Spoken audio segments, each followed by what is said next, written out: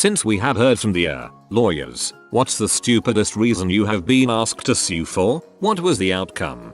Not a lawyer, but I'm a client manager at a law firm. I once had a man call in trying to sue the local Popeyes because they gave him a large order of wings instead of a small order of thighs. He had witnesses to prove it and everything.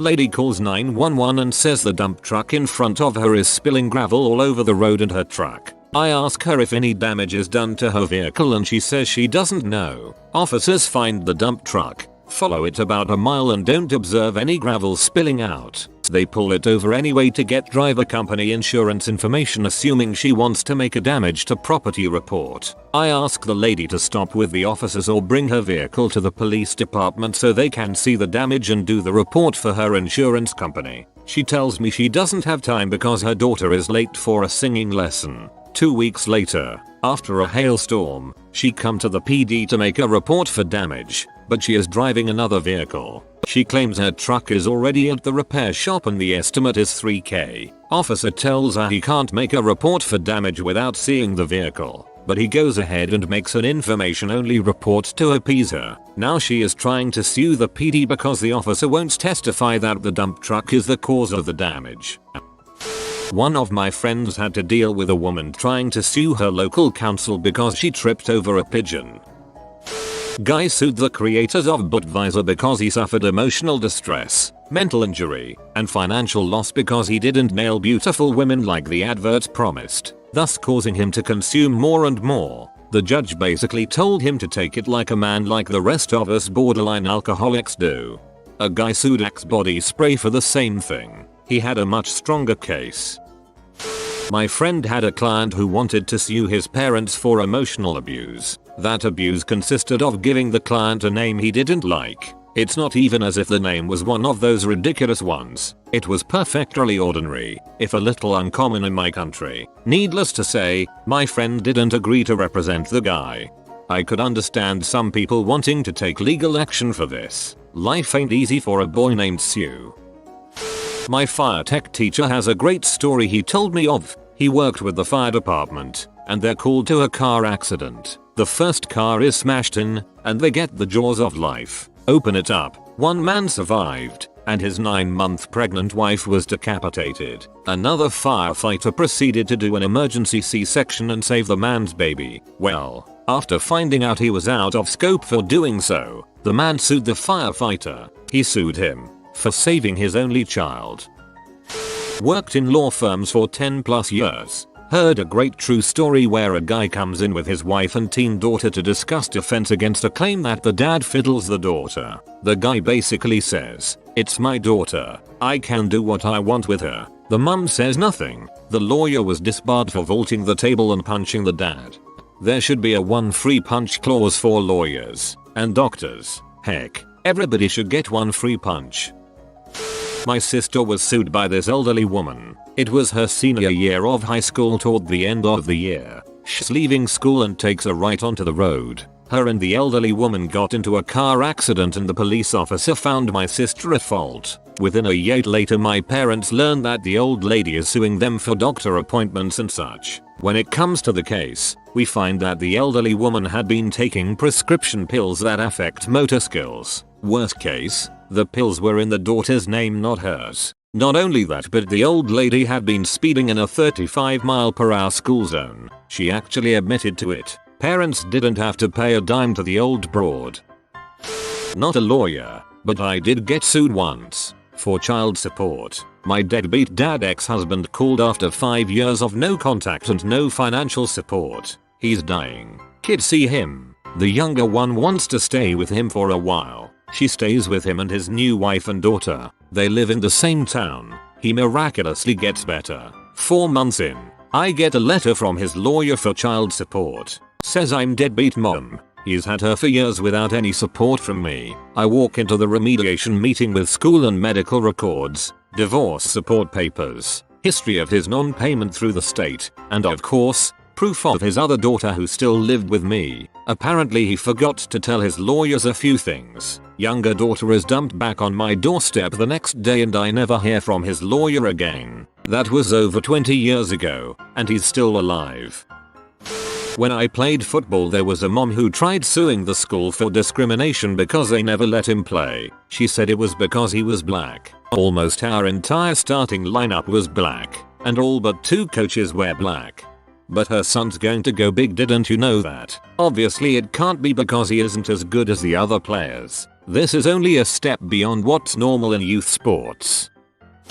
I could go on all day, but I'll limit it to the 2 most egregious. I'm a retired public defender. Before I started with the PD's office, I worked briefly for a private firm where I encountered these 2 cases. One, a single parent mom had to fly to an out-of-town training for her job.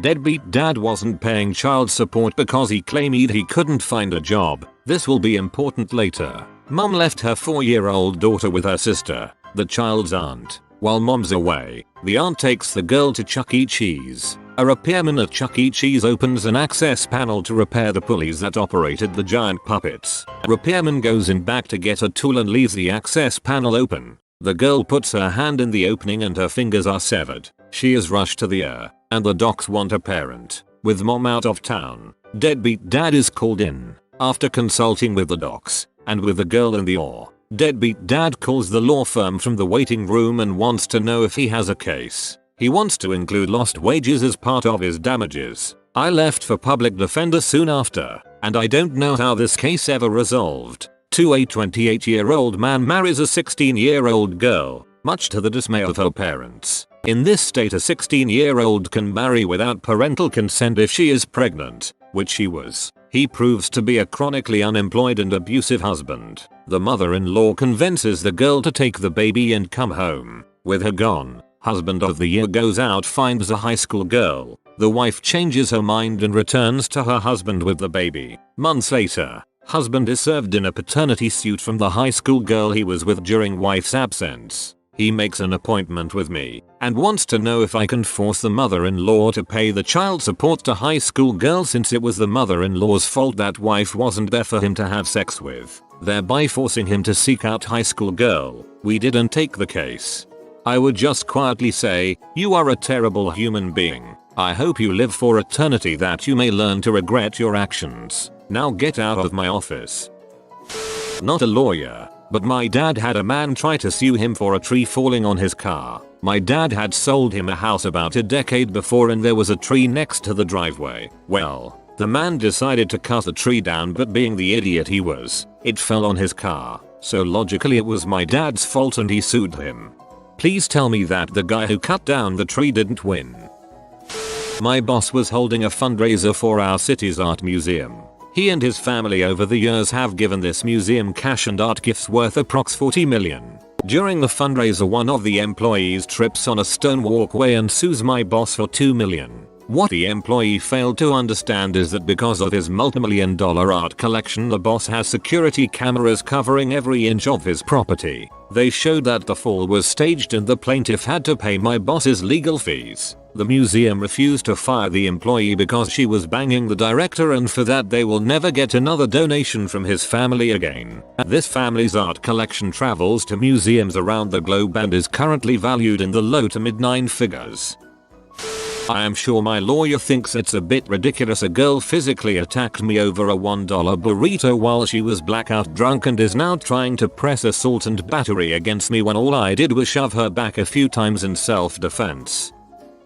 I saw one here a while ago about from some guy whose dad is a doctor. He performed some form of shoulder surgery on a woman, letting her maintain use of her arm. A few years later she decided to sue him because she got throat cancer and the surgery enabled her to continue smoking. WTF America? Why are you guys so obsessed with suing? If I was the judge, I would have agreed that the surgeon was at fault and demanded that he amputate the arm as compensation. Not optional amputation, compulsory amputation. There was a case in Australia recently where a woman was paid a workers' compensation claim after a lamp fell on her head as she was having sex while on a work trip. Let me take the opportunity to say this: if you think you might have the case, talk to a lawyer about it. The amount of seemingly obnoxious cases that win, or settle, is surprisingly high, but so are the number of legitimate slam dunk cases that never get pursued. I see Redditors dismissing the idea of talking with lawyers all of the time. Contrary to popular belief lawyers don't start billing the second you walk in the door.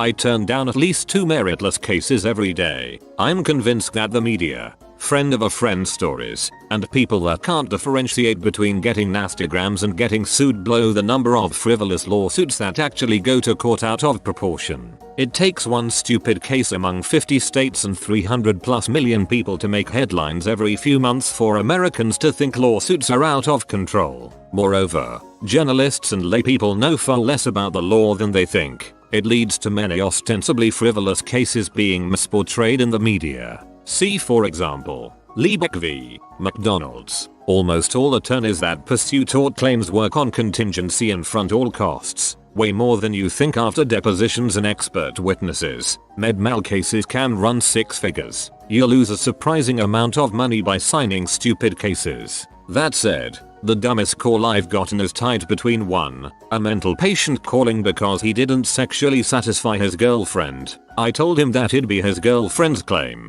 And 2. A redneck calling because he wanted his old teeth back that a dentist extracted. Slip and fall cases have the worst reputation, but are almost always awful. It's a rare day and a magical set of facts where I sign those up. In order to win, one typically needs a business to have 1. Some sort of defect on their property. 2. The business needs to have known about the defect and neglected to correct it, or the defect was there so long they should have known. For example, with reasonable property inspections. 3. The defect isn't open and obvious. If you have all of those, and someone injures themselves, I think a suit is reasonable. If you're profiting by inviting people on your property, you have a duty to not keep your property in negligent disrepair. And, at least in my jurisdiction, jury verdicts and settlements are much less than the media makes you think. Wage loss, medical bills, other economic expenses they incurred, and pain and suffering, not that much.